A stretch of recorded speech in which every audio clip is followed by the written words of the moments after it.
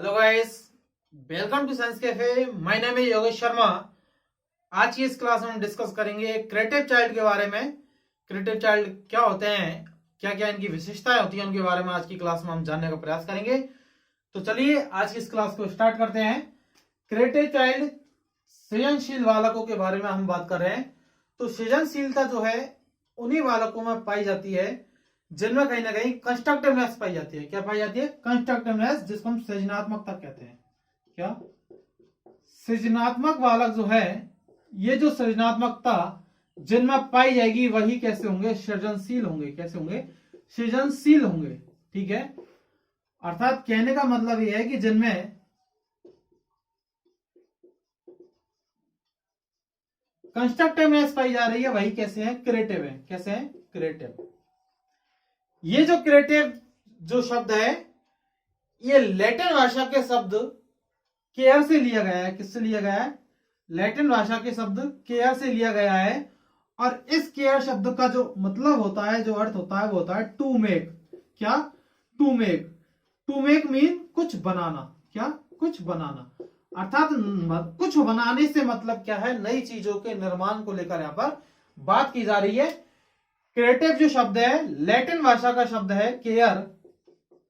Latin भाषा का शब्द है केयर, और इस केयर का मतलब है, इंग्लिश में जो मीनिंग है वो है टू मेक, या कुछ बनाना, जिसको हम कह सकते हैं। अर्थात बालक अपने सामने जो प्रत्यक्ष वस्तु है, उन प्रत्यक्ष वस्तुओं में कुछ हटाकर या कुछ बढ़ाकर जो है नई चीजों का जहां पर निर्माण किया जा रहा है, तो वहां पर उन बालकों में सृजनशीलता देखी जा रही है। अर्थात वहां पर कंस्ट्रक्टिवनेस बालकों में देखी जा रही है। ये जो सृजनात्मकता जो है, क्या ये सृजनात्मकता जो है, ये एक मूल संवेग, क्या सृजनात्मकता जो है ये एक प्रकार के मूल संवेग क्रिएटिवनेस से जुड़ी हुई है। किससे? क्रिएटिवनेस। क्रिएटिवनेस, जिसको हम रचनाभूति कहते हैं। कई बार क्वेश्चन पूछा जाता है। मैकडूगल ने 14 इमोशंस दिए हैं, और उन्हीं इमोशंस के आधार पर जो है 14 इंस्टिंक्ट्स दिए हैं, मूल प्रवृत्तियां दी हैं। उनमें यहां पर बात की गई है एक प्रकार की मूल प्रवृत्ति है रचनाभूति, और उसका जो है जुड़ा हुआ जो उसका जो एक प्रकार की संवेग है रचनाभूति, और उसका जो इंस्टिंक्ट है जो है वो है क्या है? सृजनात्मकता, जिसको हम कह रहे हैं। ठीक है, तो ये चीज आपको याद रखनी है। सृजनात्मकता लैटिन भाषा का जो शब्द है, क्रिएटिव जो है वो लैटिन भाषा के शब्द केयर से मिलकर बना है, जहां पर इसका अर्थ होता है टू मेक, या कुछ बनाना। आपको इतना याद रखना है। ठीक है, मैं मिटा रहा हूं इसको। हम यहां पर बात कर रहे हैं सृजनशील बालकों के बारे में। तो ये जो सृजनशील बालक जो होंगे, इन सृजनशील बालकों की जो आईक्यू जो है, क्या आईक्यू जो है इनका, सृजनशील बालकों का आईक्यू जो है वो 90 से 120 पाया जाता है। कहने का मतलब ये है कि ये सामान्य बुद्धि लब्धि वाले हैं। कैसे?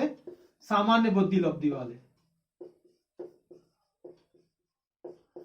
अर्थात हम कहें सामान्य बुद्धि वाले हैं, तो कहने का मतलब यह है कि यहां पर सृजनात्मकता और बुद्धि जो है, इंटेलिजेंस जो है, दोनों के बीच दहली विधि का काम कर रहे हैं। यहां पर ये जो कंस्ट्रक्टिव बालक हैं, अर्थात सामान्य बालक हैं 90 से 120 बालक, 120 आईक्यू वाले। यदि ये इंटेलिजेंस जो है, बुद्धि आईक्यू जो है, यदि बढ़ जाती है और कम हो जाती है, तो वहां पर जो है सृजनशीलता का जो गुण है वो भी कहीं ना कहीं क्या होगा? कम होगा या ज्यादा हो जाएगा। ठीक है, तो यहां पर कहीं ना कहीं किसी ना किसी रूप से प्रभावित होती है। सामान्य बुद्धि लब्धि वाले बालक होंगे, तो ये तो हो सकता है कि हर सृजनशील बालक, क्या मैं लिख देता हूं, हर सृजनशील बालक जो है वो प्रतिभाशाली हो सकता है। क्या? हर सृजनशील बालक प्रतिभाशाली हो सकता है, लेकिन जरूरी नहीं कि हर प्रतिभाशाली बालक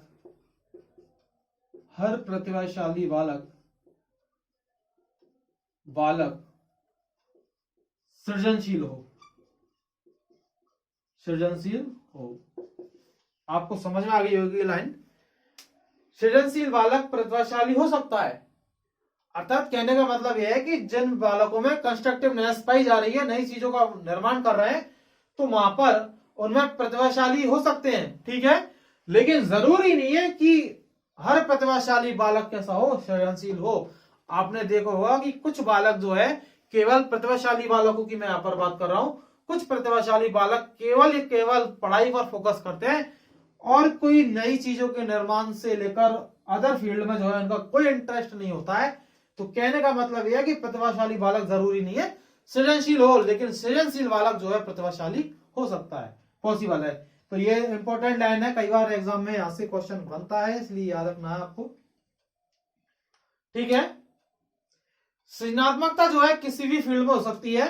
आप कला के क्षेत्र में, आप संगीत के क्षेत्र में जो है, आप संस्कृति के क्षेत्र में, आप टेक्निक के क्षेत्र में, आप विज्ञान के क्षेत्र में जो है नए नए आविष्कार कर रहे होते हैं, नई नई चीजों को सीख रहे होते हैं, वहां पर कुछ नया बनाने की कोशिश कर रहे होते हैं, तो वो कहीं ना कहीं हमारे सृजनात्मकता से जुड़ी हुई चीजें हैं, ठीक है।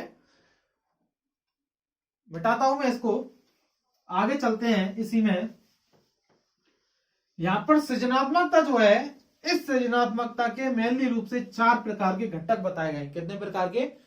4 प्रकार के घटक बताए गए हैं सृजनात्मकता के। लिख देता हूं मैं यहां पर।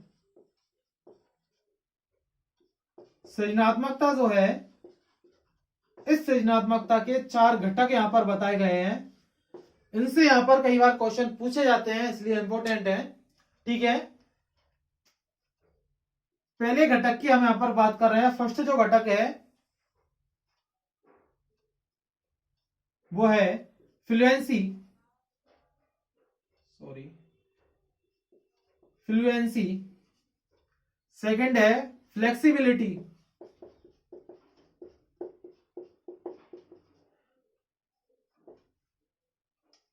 थर्ड है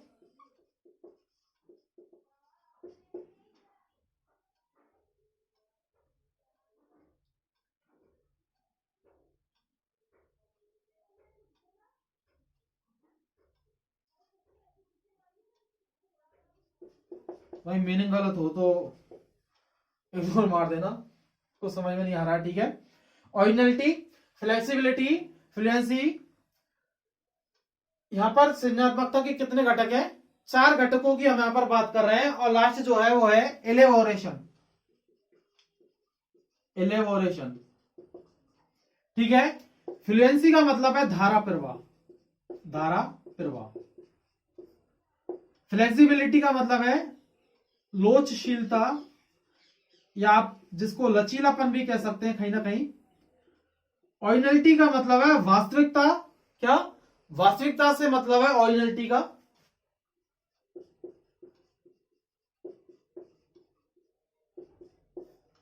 ओरिजिनलिटी का मतलब है वास्तविकता से लेकर, जिसको हम एक तरीके से हम कहें तो नवीनता जिसको हम कह सकते हैं। वास्तविक तो कुछ नहीं होता है, मौलिकता जिसको हम कह सकते हैं। और लास्ट जो है इलेबोरेशन की यहां पर बात की जा रही है, ठीक है। फ्लुएंसी का मतलब धारा प्रवाह, फ्लेक्सिबिलिटी का मतलब लोचशीलता की यहां पर बात की जा रही है। ओरिजिनलिटी का मतलब क्या है? नवीनता जिसको हम मौलिकता कह देते हैं। और ये क्या है? इलेबोरेशन का मतलब विस्तारण, क्या? विस्तारण, ठीक है। समझिए यहां पर एक एक घटक को, इंपॉर्टेंट है एग्जाम पॉइंट ऑफ व्यू से। फ्लुएंसी जिसको हम धारा प्रवाह कह रहे हैं यहां पर, ये जो फ्लुएंसी है, फ्लुएंसी का मतलब यहां पर किससे जोड़ेगा? नंबर ऑफ आइडियाज से, क्या? Number of ideas. अर्थात कहने का मतलब यह है कि कितने जो आइडियाज हैं आपके माइंड में कहीं ना कहीं आ रहे हैं। फ्लुएंसी मतलब आप एक बार में कितनी चीजें बोल पा रहे हो, वो कितने शब्द बोल पा रहे हो, वो आपकी फ्लुएंसी है। इसी प्रकार आप किसी चीज के बारे में कितने आइडियाज, वहां पर नंबर ऑफ आइडियाज की बात की जाएगी, तो किससे जोड़ेगा? फ्लुएंसी से जोड़ेगा। आपको याद रखना है कितने जो विचार है वो आपके माइंड में कहीं ना कहीं घूम रहे हैं, वो नंबर ऑफ आइडियाज के रूप में जो है आपके माइंड में फ्लुएंसी की तरह आएंगे, धारा प्रवाह की तरह आएंगे एक साथ में किसी भी चीज के बारे में। फ्लेक्सिबिलिटी जिसको हम कह रहे हैं, लोचशीलता अपन हम जिसको कह रहे हैं, इस लोचशीलता का यहां पर मतलब है टाइप्स ऑफ आइडियाज। अर्थात 100 विचार जो है आपके माइंड में आ रहे हैं, क्या वो 100 विचार एक ही तरीके के हैं या फिर डिफरेंट टाइप में है? तो मतलब हम किसी वस्तु के बारे में, किसी व्यक्ति के बारे में सोच रहे हैं, वहां पर हमारे जो विचार है वो क्या सभी एक जैसे मिलते जुलते हैं या फिर डिफरेंट डिफरेंट डायरेक्शन में वो जो विचार है वो हमारे कहीं ना कहीं देखने को मिल रहे हैं? तो इसको हम कहेंगे फ्लेक्सिबिलिटी, कहेंगे लोचशीलता, जिसको कहेंगे लचीलापन, जिसको हम कह सकते हैं। टाइप्स ऑफ आइडियाज की जहां पर बात होगी, नंबर ऑफ आइडियाज की बात जहां पर होगी फ्लुएंसी है, टाइप्स ऑफ आइडियाज की बात होगी वहां फ्लेक्सिबिलिटी, आपको याद रखना है। ओरिजिनलिटी की हम बात करेंगे तो ओरिजिनलिटी का जो मतलब है यहां पर यूनिक आइडियाज से हम बात करेंगे। यूनिक आइडियाज अर्थात ऐसा नहीं है कि आप वैसा ही सोच रहे हैं जैसे कि सारे लोग सोच रहे हैं, अर्थात वहां पर आपका जो आइडियाज होगा वो यूनिक होना चाहिए, सबसे अलग होना चाहिए, हटके होना चाहिए। तो वहां पर वो क्या कहलाएगी? ओरिजिनलिटी कहलाएगी। नवीनता जिसको हम कह सकते हैं, मौलिकता जिसको हम कह सकते हैं, ठीक है। यूनिक आइडियाज की यहां पर बात की जाएगी, ठीक है। और एलेबोरेशन जिसको हम विस्तारण कह रहे हैं, यहां पर जो है इन तीनों पॉइंटों के बारे में जो है एलेबोरेशन होगा, विस्तारण होगा, सोचा जाएगा क्या ये इन तीनों के द्वारा जो है यहाँ पर number of ideas, types of ideas और यूनिक आइडियाज जो है यहाँ पर तीनों के बारे में सोचा जाएगा और फिर जो है यहाँ पर इलोबरेट होगी चीजें, विस्तार से जो है यहाँ पर सोचा जाएगा और फिर वहां पर डिसीजन लिया जाएगा, ठीक है। अर्थात डेप्थ में देख रहे हैं किसी चीज को, वो चीज यहां से जुड़ती है। मैं गहराई में देखना, डेप्थ में देखना, ठीक है, वो चीज यहां से जुड़ती है कहीं ना कहीं। इन तीनों के बारे में हम गंभीर रूप से सोच रहे होते हैं तो वो कहीं ना कहीं इलेबोरेशन से जुड़ता है। ये चारों प्रकार के जो है घटक हैं जो कि सृजनात्मकता से जोड़ते हैं। सृजनात्मकता में बहुत बड़ा इंपोर्टेंट रोल है। Fluency, flexibility, originality and elaboration जिसको हम कह रहे हैं, इंपोर्टेंट है एग्जाम पॉइंट ऑफ व्यू से। एक बार फिर से रिवाइज करता हूं। फ्लुएंसी, धारा प्रवाह, कितने नंबर ऑफ आइडियाज जो आपके माइंड में घूम रहे हैं वो क्या है? आपका फ्लुएंसी है। टाइप्स ऑफ आइडियाज जो आपकी फ्लेक्सिबिलिटी से लेकर है, अर्थात जो आइडियाज जो हैं 100 टाइप्स ऑफ आइडियाज हैं, लेकिन क्या वो आइडियाज एक ही प्रकार के हैं या फिर अलग अलग टाइप के हैं, ठीक है। ओरिजिनलिटी का मतलब नवीनता, यूनिक आइडियाज अर्थात जो जैसा जनरली सभी सोचते हैं वैसा नहीं सोच रहे हैं, उससे हटकर कुछ आप अलग सोच रहे हैं। आपके आइडिया वहां पर, आपका विचार जो है वहां पर यूनिक है सबके लिए, तो वहां पर जो है ओरिजिनलिटी की बात होगी। ऐसा नहीं है कि सभी के आइडियाज से मिलता जुलता ही आपका आइडिया है तो वहां पर यूनिकनेस नहीं देखी जाएगी। इलेबोरेशन मतलब इन तीनों के बारे में डेप्थ में आप सोच रहे हो तो वहां पर इलेबोरेशन वहां पर देखने को हमें मिल रहा है, ठीक है। ठीक है, सृजनात्मकता से लेकर कुछ घटक हैं जिनके बारे में हमने आज बात की है इसमें, ठीक है। आप इसकी शॉट लेना चाहो तो ले सकते हो।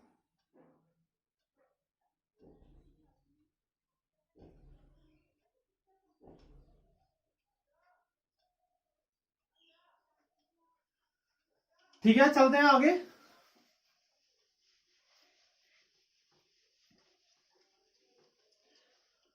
अब भाई सृजनात्मकता दो प्रकार से हो सकती है। या तो आप किसी वस्तु के बारे में, क्या सृजनात्मकता दो जगह ऊपर हो सकती है। आप किसी वस्तु के बारे में जो है वहां पर उससे संबंधित चीजों के बारे में आप सोच रहे हो कि इससे क्या क्या जो है नई चीजें फॉर्म की जा सकती हैं, तो एक तो वहां पर ये सृजनात्मकता है। सेकेंड टाइप ऑफ सृजनात्मकता का क्या हो सकता है? आप किसी कंडीशन में, उस कंडीशन से जुड़ी हुई जो स्थितियां वहां पर, उन स्थितियों से संबंधित आप अनुमान लगा रहे हैं कि कोई कंडीशन आपके सामने आई और वहां पर जो है आप उसी के बारे में अनुमान सोच रहे हैं, अनुमान लगा रहे हैं कि इन कंडीशन से कैसे बाहर निकला जाए। ऐसे भी हो सकता है, वैसे भी हो सकता है। आप अलग अलग तरीके से अलग अलग डायरेक्शन में वहां पर सोच रहे हैं, तो वहां पर कहीं ना कहीं आपको जो है दो तरीके से आप सृजनात्मकता को लेकर जोड़ सकते हैं। हम बात करेंगे अब यहां पर कन्वर्जेंट और डाइवर्जेंट थिंकिंग के बारे में। Convergent thinking and divergent thinking. Divergent thinking, convergent thinking का मतलब है अभिसारी चिंतन। क्या? अभिसारी चिंतन जिसको हम कहते हैं, अभिसारी चिंतन मतलब कि आप किसी भी वस्तु के बारे में जो है आप एक जगह फोकस्ड हो। क्या? एक जगह फोकस्ड हो आप, मतलब किसी वस्तु के बारे में आप एक ही तरीके से सोच रहे हो, तो वहां पर अभिसारी चिंतन है। अर्थात सभी दिशाओं का जो ज्ञान है वो वहां पर एक जगह पर आकर सिमट रहा है, तो वो अभिसारी थिंकिंग है, अर्थात कन्वर्जेंट थिंकिंग है। अपसारी चिंतन क्या है? Divergent thinking. क्या? अपसारी चिंतन, जिसको हम कह रहे हैं डाइवर्जेंट थिंकिंग का मतलब है आप अलग अलग डायरेक्शन से जो है, अलग अलग डायरेक्शन में जहां पर जाकर सोच रहे हो, अर्थात आप किसी की चीज के बारे में अलग अलग डायरेक्शन में जो है वहां पर अलग अलग डायरेक्शन में जाकर वहां पर आप सोच रहे हो, तो वो कैसी थिंकिंग है? कन्वर्जेंट थिंकिंग है।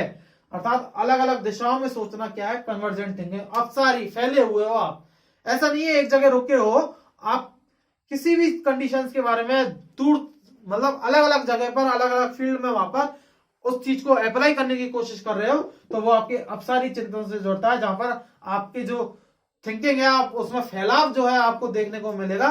तो फ्लेक्सिबिलिटी जहां पर देखने को मिलेगी वो क्या है? अपसारी चिंतन है। बहुत ज्यादा इंपॉर्टेंट रोल प्ले करता है किसमें? कंस्ट्रक्टिवनेस में, सृजनात्मकता में। ये चीज आपको याद रखनी है। यदि एग्जाम में पूछा जाए कि सृजनशील बालकों में किस प्रकार का चिंतन पाया जाता है, तो वहां पर आपको यही क्लिक करना है, अपसारी चिंतन, डाइवर्जेंट थिंकिंग पाई जाती है। बहुत कम रोल होता है कन्वर्जेंट थिंकिंग का, ज्यादातर रोल जो है वो डाइवर्जेंट थिंकिंग का ही देखा जाता है। किसमें?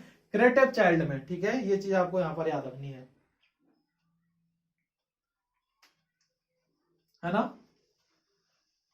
अब लास्ट बिंदु पर यहां पर बात करते हैं सृजनात्मकता से ही लेकर, जो कि सृजनशील बालकों की विशेषताएं। क्या? सृजनशील बालकों की विशेषताएं। ठीक है, लास्ट पॉइंट है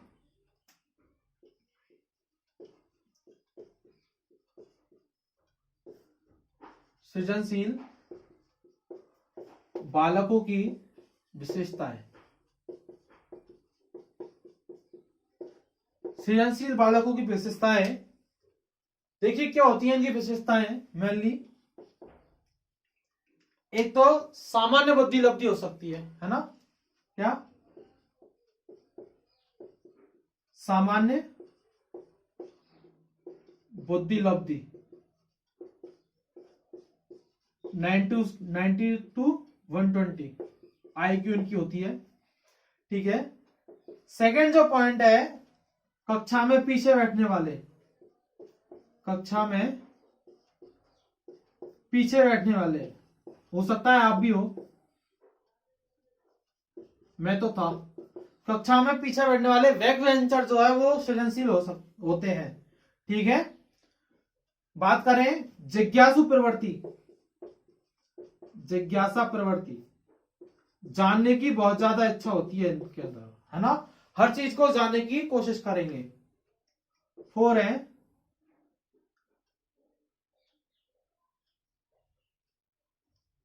एकांत प्रिय, अकेले में रहना ज्यादा पसंद करते हैं। ठीक है,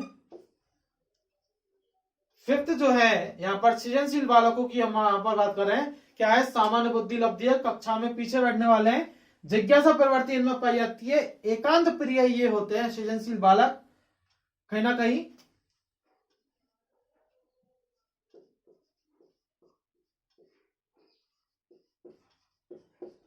नवीन चीजों की ओर आकर्षित,